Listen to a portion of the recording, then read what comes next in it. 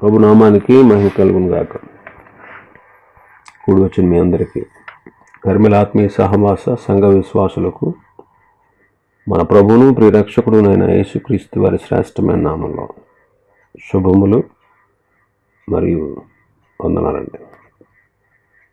దేవుని యొక్క వాక్యాన్ని వినుటకు మరలా మనం ప్రభు సన్నిధిలో చేరి ఉన్నాం.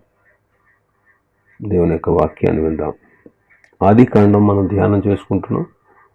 22వ అధ్యాయంలోనికి వచ్చాం. ఆదికాండం 22వ అధ్యాయం.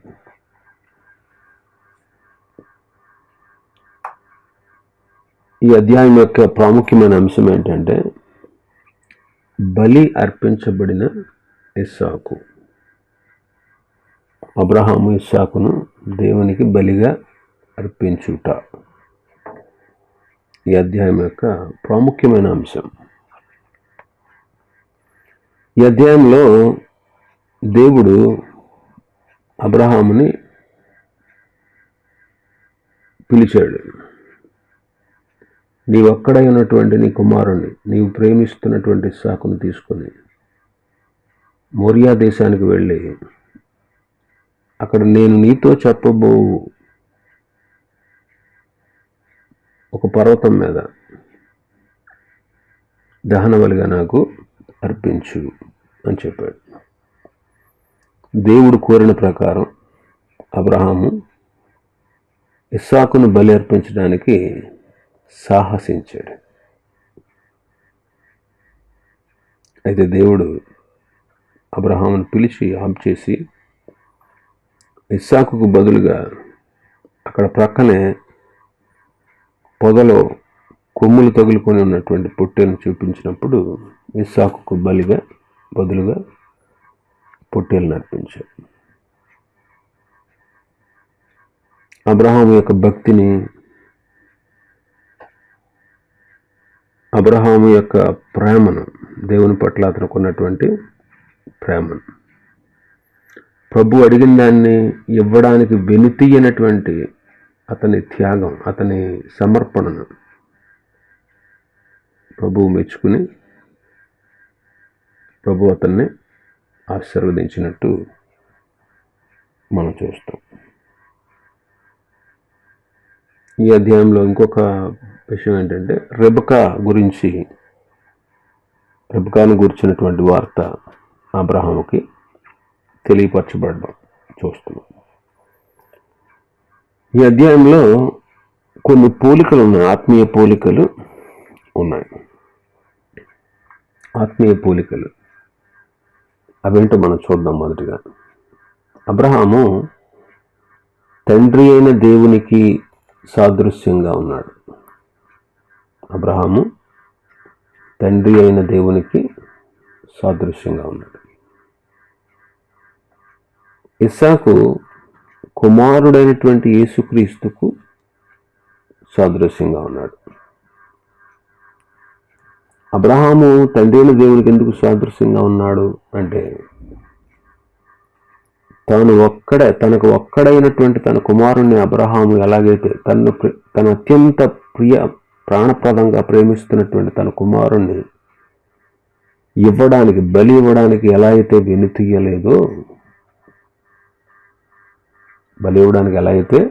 వెనుతీయలేదో, అలాగే మన తండ్రి అయిన దేవుడు కూడా తన కుమారుడైన యేసుక్రీస్తును మన కొరకు, మన పాప పరిహారం కొరకు బలి ఇవ్వడానికి ఆయన కూడా వెనుకాడలేదు. అంతగా మనల్ని ప్రేమించాడు. అందుకే వాక్యం అంటారు కదా, దేవుడు లోకమును ఎంతో ప్రేమించాడు. అందుకే అబ్రహాము తండ్రి అయిన దేవునికి సాదృశ్యంగా ఉన్నాడు. తండ్రి అయిన దేవునికి. ఇస్సాకు కుమారుడైనటువంటి క్రీస్తుకు సాదృశ్యంగా ఉన్నాడు. యేసుక్రీస్తు కూడా ఈ లోకానికి తండ్రి చేత పంపబడ్డాడు. ఈ లోకానికి వచ్చి తండ్రి చిత్తాన్నే నెరవేర్చాడు. తండ్రిని కనపరిచాడు. తండ్రిని గూర్చి ప్రజలకు తెలియపరిచాడు. తండ్రి ప్రేమ ఎంత గొప్పదో ఆయన తెలియపరిచాడు. యోహాను సువార్త చదివితే ఆ తండ్రి ప్రేమ ఎంత గొప్పదో కుమారుడైన యేసుక్రీస్తు మనకి తండ్రిని గురించి అంత చక్కగా ప్రత్యక్షపరిచాడు. చాలామంది యేసుక్రీస్తు ప్రభువే ప్రేమ గలవాడు అనుకుంటారు. తండ్రి ప్రేమ, యేసుక్రీస్తు ద్వారా కృప దొరికింది. తండ్రి మనల్ని ప్రేమించాడు. తండ్రి ప్రేమిస్తేనే కుమారుడు యేసుక్రీస్తు ఈ లోకానికి పంపబడ్డాడు. మన పరలోకపు తండ్రి ప్రేమ కలిగిన వాడు. ఆయన ప్రేమ వర్ణనాతీతం. ఆయన ప్రేమను ఎవ్వరూ వివరించలేరు. ఆయన ప్రేమ యొక్క వెడల్పు, లోతు, ఎత్తు ఎవ్వరూ కొలవలేరు. అంతటి ప్రేమ గల దేవుడు.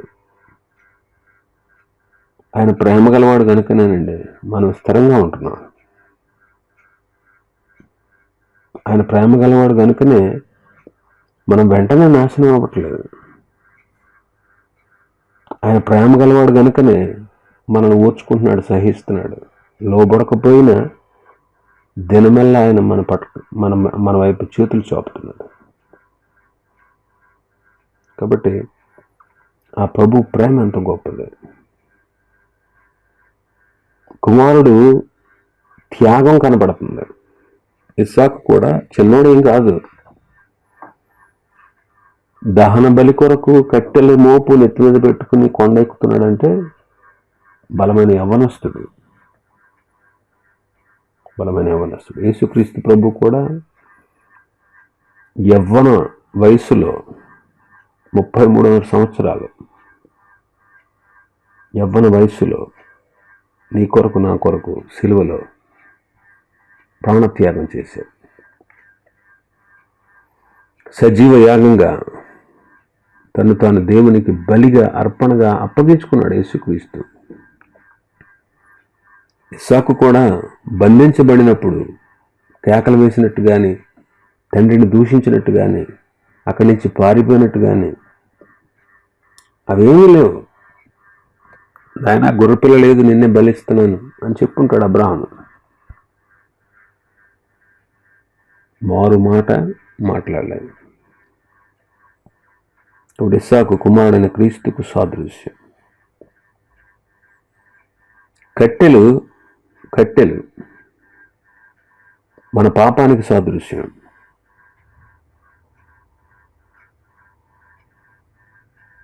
తెల్లవారినప్పుడు గాడిదకు గంత కట్టాడు అని అంటారు. గాడిద పాపులకు సాదృశ్యం. ఆయన చూపించినటువంటి పర్వతం మొరియా పర్వతం కల్వరికి సాదృశ్యం.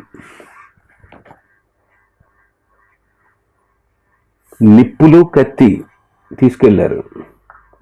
ఇస్సాకు అంటాడు, నిప్పులున్నాయి, కత్తి ఉంది. నిప్పు అనేది దేవుని ఉగ్రతకు సూచన.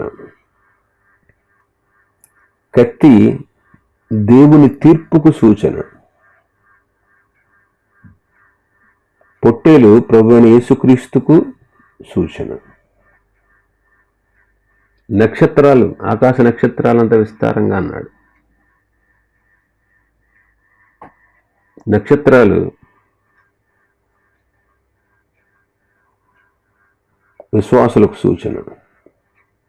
సముద్ర తీరమందల ఇసుక వలె అన్నాడు. ఇసుక ఇశ్రాయేలీయులకు సూచన. నీ శత్రువుల గవిని నీవు స్వాధీనపరుచుకుంటాను. శత్రువులు అరబ్బులు, ఇశ్రాయేలు శత్రువులు అరబ్బులు. నీ సంతానము అంటాడు. నీ సంతానం వలన అన్ని జనులందరూ, భూలోక జనులందరూ ఆశీర్వదించబడతారు. ఆ సంతానము ప్రభువైన యేసుక్రీస్తు. ఇవన్నీ ఆత్మీయమైన పోలికలు. మన ఆత్మీయ జీవితానికి పోలికలుగా వీటన్నిటిని భావించుకోవచ్చు.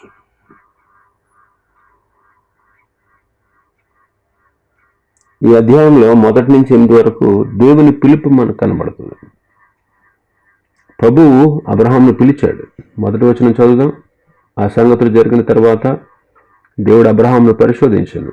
ఎట్లనగా ఆయన అబ్రహామా అని పిలువగా అతడు చిత్తము ప్రభువా అనెను. 11వ వచనంలో రెండోసారి పిలిచాడు. యెహోవా దూత పరలోకము నుండి అబ్రహామా అబ్రహామా అని పిలిచాను. అందుకు అతడు చిత్తము ప్రభువా అనెను. 15వ వచనంలో మూడోసారి పిలిచాడు. యెహోవా దూత రెండవ మారు పరలోకము నుండి అబ్రహామును పిలిచి ఇట్లనెను.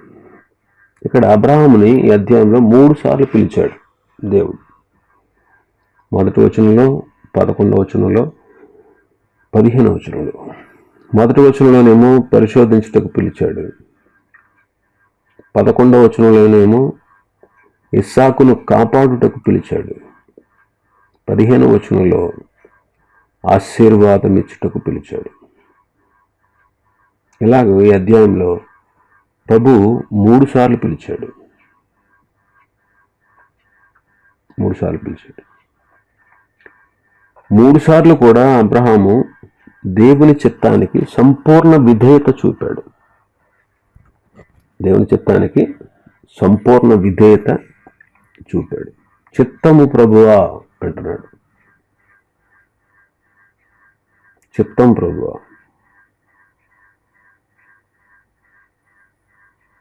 మనం కూడా దేవుని చిత్తానికి సంపూర్ణంగా లోబడాలి. దేవుని చిత్తానికి సంపూర్ణంగా లోబడాలి. అప్పుడే దేవుని ఆశీర్వాదం పొందుకుంటాం. దేవుడు కూడా మనుషుల్ని 3 విధాలుగా 3 సార్లు పిలుస్తున్నాడు. 3 సార్లు పిలిచినట్టుగా పరిశుద్ధ గ్రంథంలో మనం చూస్తాం. 3 సార్లు. చాలాసార్లు ఉన్నాయి ఆయన పిలుపులు. అయితే ముఖ్యమైనవి మాత్రం 3. ముఖ్యమైనటువంటి పిలుపులు 3. 1 ఆయన రక్షణ పొందడానికి పిలుపు. 2 రక్షించబడిన వారు ఆయన సేవ కొరకు పిలుపు. 3 పరలోక పిలుపు. 3 పిలుపులు ప్రాముఖ్యమైనవి. చాలాసార్లు పిలుస్తాడు ప్రభు, కానీ ఈ 3 మాత్రం చాలా ఇంపార్టెంట్. 1 రక్షణ కొరకు, 2 సేవ కొరకు, 3 పరలోకంలో ప్రవేశించుట కొరకు. కాబట్టి ప్రభు మనల్ని మొదటిసారిగా పిలిచింది ఎందుకంటే రక్షణ పొందడానికి. రక్షణ పొందడానికి ప్రతి మానవుడికి ఆయన పిలుపునిస్తున్నాడు. కీర్తన గ్రంథం 50వ కీర్తన తీద్దాం. 50వ కీర్తన 1వ వచనం. దేవాతి దేవుడైన యెహోవా ఆజ్ఞ ఇచ్చుచున్నాడు. తూర్పు దిక్కు మొదలుకొని పడమటి దిక్కు వరకు భూనివాసులను రమ్మని ఆయన పిలుచుచున్నాడు. తూర్పు దిక్కు మొదలుకొని పడమటి దిక్కు వరకు భూనివాసులందరినీ ఆయన ఏం చేస్తున్నాడంట? పిలుస్తున్నాడు. ఎందుకు? భూదిగంత నివాసులారా, నా వైపు చూచి రక్షణ పొందండి.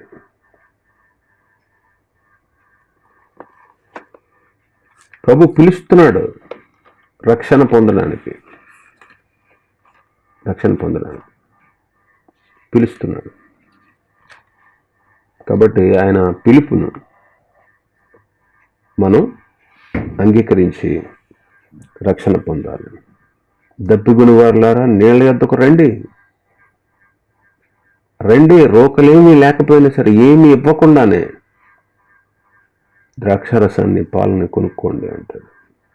ఏమీ అవసరం లేదు, ఊరకనే ప్రభు రక్షణ ఇవ్వడానికి మనల్ని పిలుస్తున్నాడు. ఎలా పిలిచాడు? సువార్త ద్వారా మనల్ని పిలుస్తున్నాడు. తెస్సలోనికీయులకు రాసిన 2వ పత్రిక 2వ అధ్యాయం 13 నుంచి.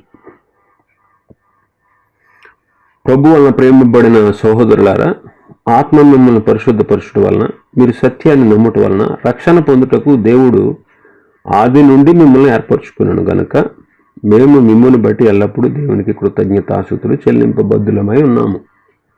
మీరు ఇలాగున రక్షించబడి మన ప్రభు అయిన యేసుక్రీస్తు యొక్క మహిమను పొందవలనని ఆయన మా సువార్త వలన మిమ్మును పిలిచాను. రక్షణ పొందడానికి సువార్త వలన దేవుడు మనల్ని పిలిచాడు. ఇక్కడ పౌలు గారు అంటాడు, మా సువార్త వలన మిమ్మల్ని పిలిచాడు. సువార్త ద్వారా ప్రభు పిలిచాడు. ప్రయాసపడి భారం మోసుకుని పోవచ్చున సమస్త జనులారా నా యొద్దకు రండి, నేను మీకు విశ్రాంతినిస్తానని ప్రభు సువార్త ద్వారా మనల్ని పిలిచాడు. మరి సువార్త ఏంటి? సువార్త అంటే ఏంటి? కొరింథీయులకు రాసిన మొదటి పత్రిక 15వ అధ్యాయం 3వ వచనం 4వ వచనం. నాకు ఇయ్యబడిన ఉపదేశమును మొదట మీకు అప్పగించుతిని, అదేమనగా లేఖనముల ప్రకారము క్రీస్తు మన పాపాల నిమిత్తం మృతి పొందెను, సమాధి చేయబడెను, లేఖనముల ప్రకారము 3వ దినమున లేపబడెను.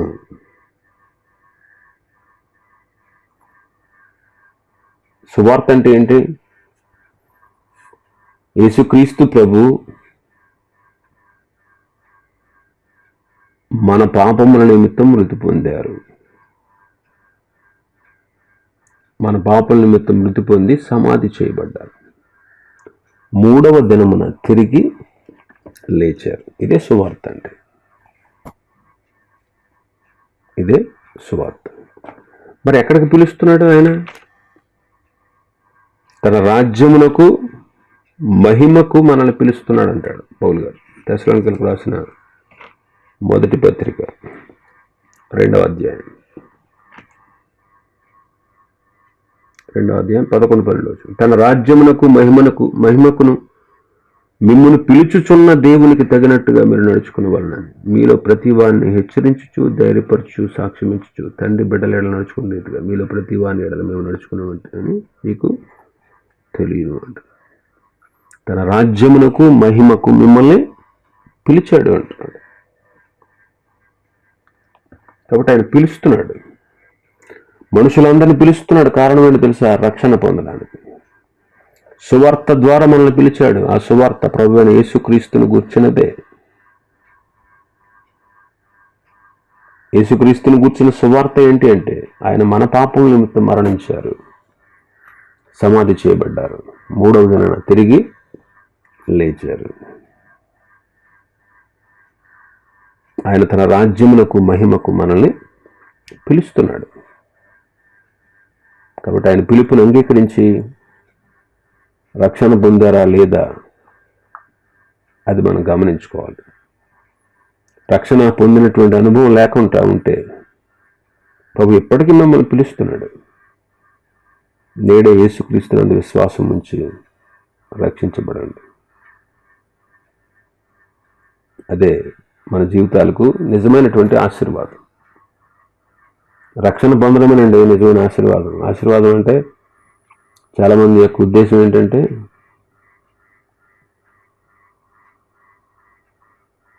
ఈ లోక సంబంధమైనదే అనుకుంటారు చాలామంది. ఒక పెద్ద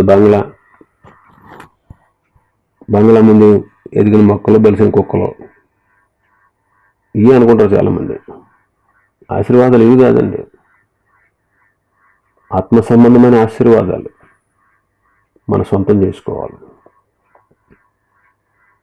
నిజమైన ఆశీర్వాదం ప్రభువును కలిగి ఉండడమే, ఆయన ఇచ్చిన రక్షణ పొందుకోవడమే, ఆయన రాజ్య వారసులం అవడమే, పరలోక సంబంధమైన సంగతులు తెలుసుకోవడమే, నిత్యము ప్రభువులో సంతోషించడమే, ఈ పాపలోకంలో ప్రత్యేకంగా ప్రభు కొరకు జీవించడమే. అది నిజమైన సంతోషం, నిజమైన ఆశీర్వాదం, నిజమైన ఆశీర్వాదం. నిజమైన ఆశీర్వాదం ఆయన ఇచ్చే రక్షణ పొందుకోవడమే. అంతకు మించిన ఆశీర్వాదం ఈ లోకంలో ఏది లేదు.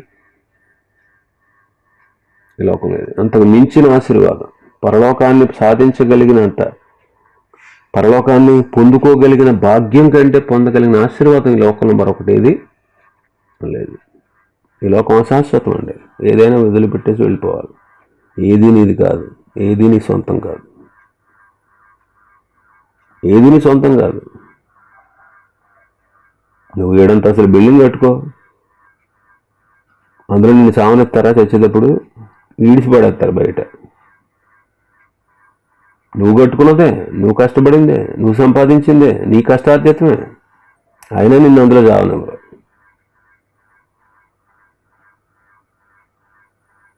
చచ్చిపోయిన తర్వాత నిన్ను ఇంట్లో ఉంచుతారా? నువ్వే కట్టుకున్నావు, ఎంతో ప్రేమతో కట్టుకున్నా అమ్మ ఇల్లు, ఒక పోర్షన్ అంతా ఆవిడకి ఇచ్చేద్దాం, ఒక పోర్షన్లో ఆవిడని పెట్టేద్దాం అనుకుంటాడు ఎవడన్నా? ఉంచుతాడు అసలు ఇంట్లో? ఏది నీకు శాశ్వతం? ఈ లోకంలో ఏది నీకు శాశ్వతం కాదు. శాశ్వతం కానీ లోకం కోసం ఏంటి నీ తపన? నీది కాని దానికోసం ఎందుకు నీకు అంత ఆతృత? నీకు దక్కని దానికోసం ఎందుకు నీకు అంత ప్రయాస?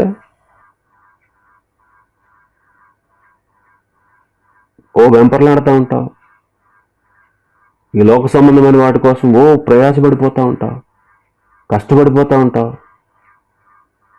చూడండి, మీరు కూడా చాలామంది తల్లిదండ్రులు ఈ లోకంలో క్రీస్తు ఎరిగిన తల్లిదండ్రులే బిడ్డలకి రక్షణ కొరకు అంత ప్రయాసపడరు. బిడ్డల పరలోకానికి చేరాలనే దానికోసం ప్రయాసపడరు. బిడ్డలకు ఏం సంపాదించాలి, ఏం సాధించి పెట్టాలి, నేను లేకపోయినా వాడు చక్కగా బ్రతకాలి, మేము లేకపోయినా వాళ్ళు బాగా బ్రతకాలి, అందుకు బాగా చదువు చెప్పిస్తారు. వాడి కోసం అన్నీ, పిల్లల కోసం అన్నీ సమకూర్చి పెడతారు, అన్నీ సంపాదించి పెడతారు. చివరిగా భ్రష్టుడిగా చేస్తారు. ఈ లోక సంబంధమైనటువంటి సుఖభోగాలన్నీ నా బిడ్డలు సంతోషించాలి, సుఖపడాలి, క్షేమంగా ఉండాలి, వాళ్ళ కష్టం అనేది తెలియకూడదు, వాళ్ళకి బాధ అనేది తెలియకూడదని ఎంతో శ్రమపడి, బాధపడి, కష్టపడి, చెమటోడ్చి, రాత్రి పగల ఆహారనిశలు నిద్రాహారాలు మానుకుని, నీ ఆరోగ్యాన్ని కూడా లెక్క చేయకుండా ఎంత తంటాలు పడుతున్నావే. నీ బిడ్డ బాగుపడాలి, నీ బిడ్డ బాగుండాలి, నీ బిడ్డ భవిష్యత్తు ఆశీర్వాదకరంగా ఉండాలి, ఏ బాధ పడకూడదు, ఏ కష్టం పడకూడదని అంత ప్రయాసపడి లోకంలో అన్నీ సమకూరుస్తున్నావే. దానివల్ల వాడికి క్షేమం ఉందంటారా? వాటి వల్ల నీ బిడ్డలకు నెమ్మది ఉందంటారా? వాటి వల్ల నీ బిడ్డలు సంతోషంగా ఉంటారు అనుకుంటున్నారా? ఒకవేళ ఉండొచ్చు, ఉండకపోవచ్చు.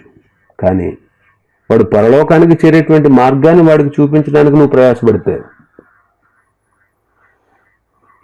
వాడు పరలోకం చేరాలి, దేవుని బిడ్డగా మార్చబడాలి అని ప్రభు చేతికి వాడు అప్పగించబడాలి, ప్రభు చేతిలో వాడు పెరగాలని నీవు ఆశిస్తే, ఆ రకంగా వాడిని ప్రయాసపడి పెంచితే, ఆ రకంగా వాడికి, మీ పిల్లలకి యేసుక్రీస్తు ప్రభువుని పరిచయం చేయగలిగితే, అంతకంటే మిక్కిలిన ఆశీర్వాదం మరొకటి లేదండి. ఈ లోకంలో ఏది లేకపోవచ్చు, కానీ క్రీస్తుని కలిగి ఉంటే మాత్రం మీ బిడ్డల జీవితాలు అద్భుతంగా ఉంటాయి, అద్భుతంగా ఉంటాయి. మనం ప్రయాసపడాల్సిందే దానికోసం. కాబట్టి ప్రభు నేను పిలుస్తున్నాడు రక్షణ పొందడానికి.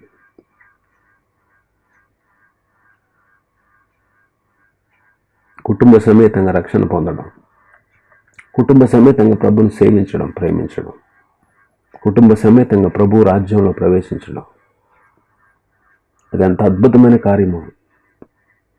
ఊహించండి, ప్రభు పిలుస్తున్నాడు. రెండోది, సేవ కొరకు పిలుస్తున్నాడు. సేవ కొరకు పిలుస్తున్నాడు. అపొస్తలుల కార్యములు 13వ అధ్యాయం. అపొస్తలుల కార్యములు 13వ అధ్యాయం 1-3 వచనాలు. అంతియోకయలో ఉన్న సంఘములో బర్నబా, నీగర్ అనబడిన సిమియోను, కురేనీయుడైన లూకియా, చతుర్థాధిపతి హేరోదుతో కూడా పెంచబడిన మనయేసు, సౌలను ప్రవక్తలను, బోధకులను ఉండరు.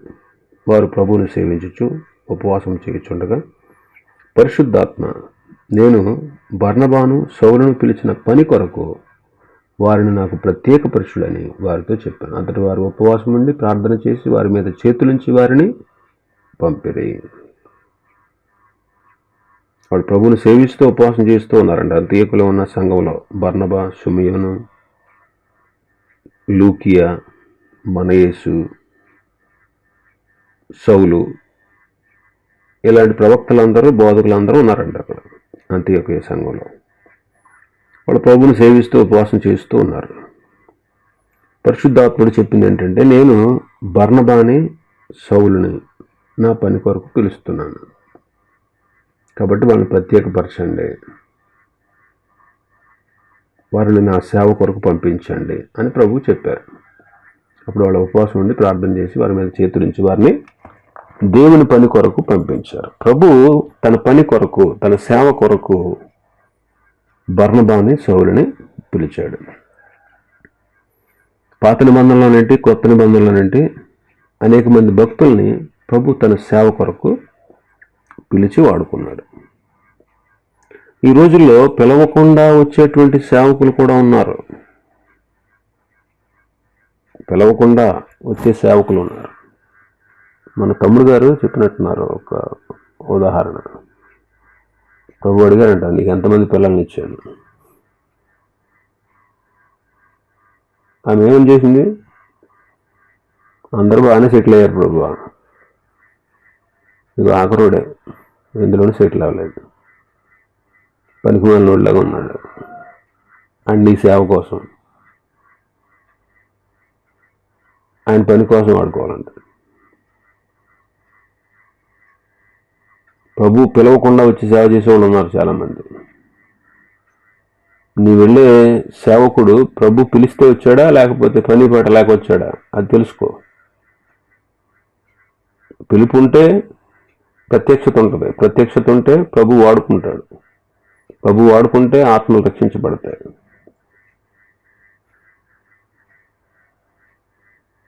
కాబట్టి పిలుపు లేకుండా చాలామంది వచ్చేస్తారు, ఏ పని పాట లేకుండా. ఏ పని లేదు కాబట్టి. పని లేని వాళ్ళు ప్రభు ఎప్పుడు పిలవలేదు తెలుసా? పని చేయని అసలు పిలవడం ఆయన, పని చేసేవాడిని పిలుస్తాడు. ఎలీషా దుక్కి దున్నుతున్నాడంట.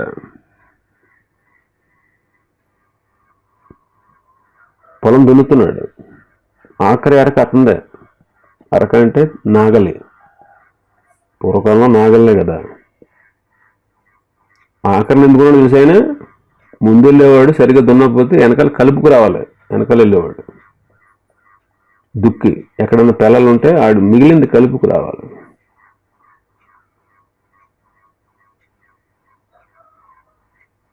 పన్నెండు అరకలు ఎన్నో ఉంటాయి అక్కడ.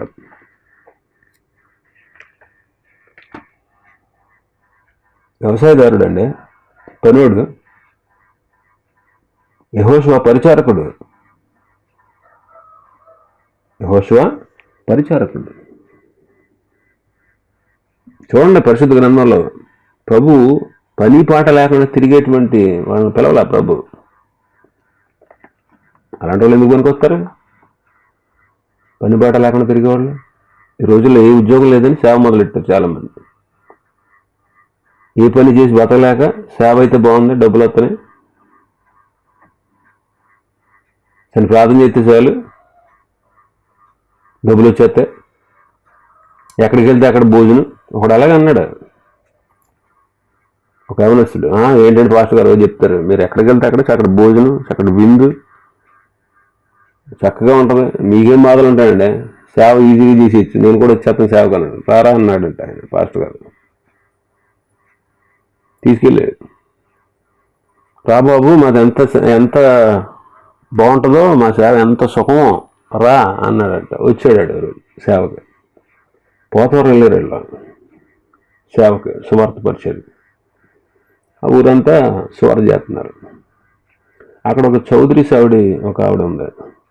ఆవిడ రహస్యంగా ప్రభుని నమ్ముకుంది. వాళ్ళ ఆయన గారికి, వాళ్ళ ఇంట్లో వాళ్ళకి తెలియకుండా. ఆయన పొలం వెళ్ళాడంట. అయ్యా రండి, మా ఇంట్లోకి రండి, కాస్త ప్రార్థన చేసి వెళ్ళండి అన్నాడు. వెళ్ళారు. ఆ వరండాలు కూర్చున్నారు. ఆ దొడ్లోకి వెళ్ళారు, వరండాలు కూర్చున్నారు. కాఫీ పెడతానయ్యా, కాఫీ తాగేసి వెళ్ళరు అని ఉంది ఆవిడ. కాఫీ పెట్టింది. ఈలోగా ఆయన వచ్చేసాడు పొలం నుంచి. పాలేరు అతను వచ్చేసారు. ఓ ఎవర్రా మన ఇంటికి వచ్చిన వాళ్ళు అన్నాడంట. ఇంకెవరైనా క్రిస్తాన్ పొలం వాళ్ళండి అన్నాడంట ఆ పాలేరు. రేపు తలుపేసారా అన్నాడంట. తలుపేసారా అనగానే మన వాళ్ళందరూ తెలుసు కదా, మన వాళ్ళందరూ పారిపోయి వచ్చేసారు బయటికి. వీడు ఒక్కడే ఉండిపోయాడు, కొత్తగా వెళ్ళాడుగా, వీడికి తెలియదు. 4 దగలిచ్చాడు కర్రిచ్చుకుని నెడ్డి మీద. ఏడ్చుకుంటూ వచ్చాడు. ఏం బాబు, మా పని చాలా సులువుగా ఉంటుంది కదా, మా సేవ. ఎక్కడికి వెళ్తే అక్కడ భోజనం విందు వాటితో పాటు ఇది కూడా ఉంటుంది నాన్న అన్నాడంట పాస్టర్ గారు. కొంతమంది ఉద్దేశం అది. ఏం పని ఉంటుంది, ఏం పని ఉంటుంది, మీరు చూస్తేగా తెలుస్తుంది.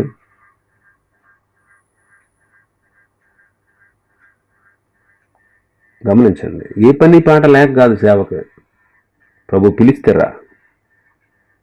ప్రభు నేను పిలుస్తున్నాడా, రా, వదిలేసిరా, మొత్తం వదిలేసిరా. 12 లెటర్లు వదిలేశాడు, తల్లిదండ్రులు వదిలేశాడు, అందరిని వదిలేసి వచ్చాడు. పొలం, వ్యవసాయం, ఆస్తి వదిలేసి వచ్చాడు ఎలీషా. వదిలేసి వచ్చేసాడు. ప్రభు నేను పిలిస్తే వచ్చేయాలంతే. ప్రభు పిలుపుని నిర్లక్ష్యం చేయకు. మళ్ళీ ప్రభు నేను సేవకు పిలిస్తే వచ్చేయి, ఆయన చూసుకుంటాడు. ఆయన చూసుకుంటాడు. ప్రభు పిలుపు ఉందా, వచ్చేయి, సమర్పించుకో. ప్రభు నిన్ను వాడుకుంటాడు. ఆయన పిలుస్తున్నాడంటే నీకు పని అప్పచెప్పడానికే కదా పిలిచేది, పని లేకుండా కూర్చోబెట్టడానికి కాదుగా. కాబట్టి ప్రభు సేవ కొరకు పిలుస్తున్నాడు. నేనండి ఇటు కుటుంబాన్ని పోషించుకోవాలి కదండి, ఇవన్నీ చూసుకోవాలి కదండి, ఇది చూసుకుంటూ సేవ. నీ మొహం ఏం చేస్తావు నువ్వు సేవ? అది చూసుకుంటే సరిపోద్ది నీకు.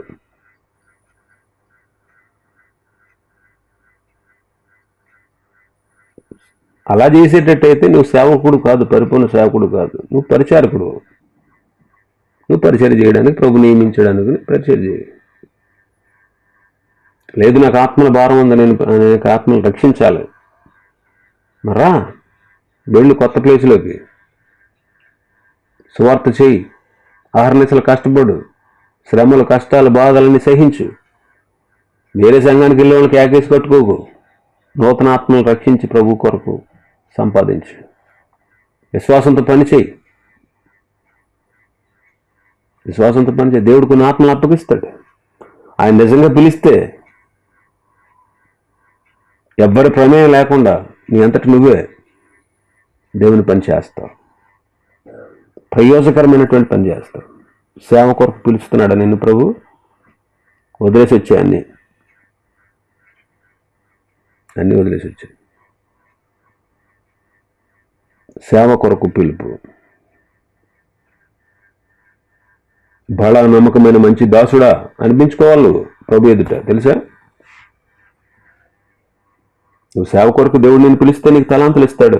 నీ తలాంతుల్ని ప్రభు కోసం నువ్వు వాడాలి, నీ కోసం కాదు, నీ కుటుంబం కోసం కాదు, ప్రభు కోసం వాడాలి, ఆత్మ రక్షణ కోసం వాడాలి. నీ జీవితాన్ని పణంగా పెట్టాలి ప్రభు సేవలో. నీ సొంతానికి నువ్వు ఎప్పుడు ఆలోచించుకోకూడదు, నీ స్వార్థాన్ని ఎప్పుడు చూసుకోకూడదు, నీ కుటుంబం ముఖ్యమని అనుకోకూడదు. నువ్వు ప్రభు సేవకుడు అయితే ప్రభు నిన్ను పిలిస్తే నీ కుటుంబం కంటే దేవుని ఆత్మల రక్షణ కొరకే ఎక్కువ ప్రాధాన్యత ఇవ్వాలి. సంపాదించుకోవడానికి, వెనకేసుకోవడానికి, దాచుకోవడానికి, బ్యాంక్ బ్యాలెన్స్లు సంపాదించుకోవడానికి ఎందుకు కాదు ప్రభు నిన్ను పిలిచేది. ఆత్మల రక్షణ కొరకు పిలుస్తున్నాడు. ఒకవేళ దేవుని పిలుపు ఉంటే దేని గురించి ఆలోచించకుండా ధైర్యంగా ప్రభు సేవలోకి రా. ప్రభు నిన్ను వాడుకుంటాడు. భరించు కష్టాలు, శ్రమ, బాధ, హింస, మరణం, ఉపద్రవాలు, అశాంతి, అనారోగ్యం అన్నీ భరించాలి, అన్నీ భరించాలి. ఒక వ్యక్తి ఉన్నతమైన స్థానానికి వెళ్ళాడంటే ఎన్ని కష్టాలు ఒడిదుడుకు తట్టుకుంటూ వచ్చాడు అంత ఉన్న స్థితికి, అది గమనించాలి. ఉంటుంది. పిలువబడిన వారు, సేవ కొరకు పిలువబడిన వారికి ఉంటుంది. కాబట్టి గమనించండి, ఆయన ప్రతి వాని పనికి జీతాన్ని నిర్ణయించేవాడు. వాని క్రియల చొప్పున సిద్ధపరచబడిన జీతం నా యొద్ద ఉందంటాడు. మూడవది, పరలోకానికి పిలుచుట. ప్రకటన గ్రంథం 4వ అధ్యాయంలో మొదటి వచనంలో ఒక మాట చదువుతాం. ఒకసారి చదువుదాం. ప్రకటన 4:1. ప్రకటన 4:1. ఈ సంగతులు జరిగిన తర్వాత నేను చూడగా, అదిగో పరలోకమందు ఒక తలుపు తెరవబడి ఉన్నది. పరలోకమందు ఒక తలుపు తెరవబడి ఉంది.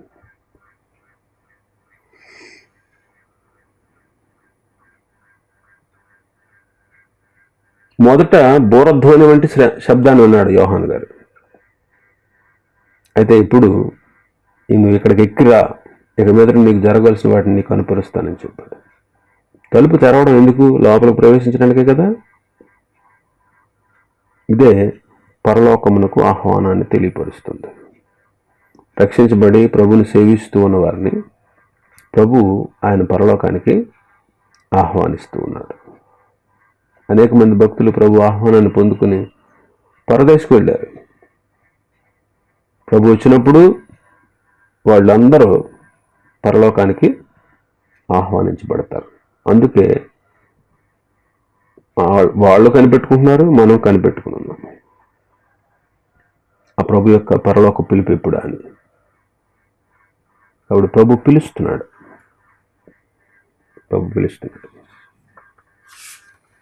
అబ్రాహామును 3 సార్లు పిలిచాడు.